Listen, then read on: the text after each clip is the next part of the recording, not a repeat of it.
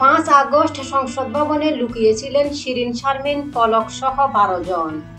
Speaker Shirin Sharmin Chowdhury, deputy speaker Shamsul Haque Tuku এবং সাবেক ICT প্রতিমন্ত্রী জুনায়েদ আহমেদ পলক সহ 12 জন 5 আগস্ট সকাল থেকে রাত 2:30টা পর্যন্ত জাতীয় সংসদ ভবনের একটি কক্ষে লুকিয়েছিলেন।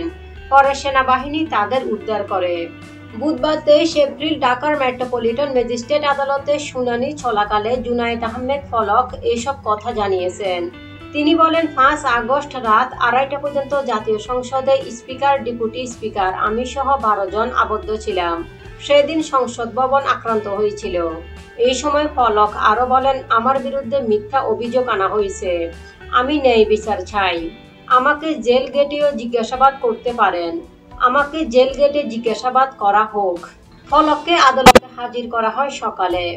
মামলার তদন্ত কর্মকর্তা সাবেক প্রতিমন্ত্রী 3 দিনের রিমান্ড চেয়ে আবেদন করেন। শুনানি নিয়ে পলককে 2 দিনের রিমান্ডে পাঠানোর আদেশ দেন ম্যাজিস্ট্রেট মাহবুবুর রহমানের আদালত।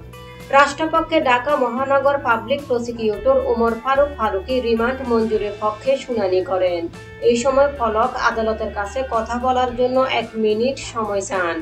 এদিকে প্রসিকিউটর ফারুকী বলেন, তিনি স্বীকার করলেন পার্লামেন্টে পালিয়েছিলেন। শিরীন শারমিনও সেখানে ছিলেন, তবে তাকে এখনো পায়নি।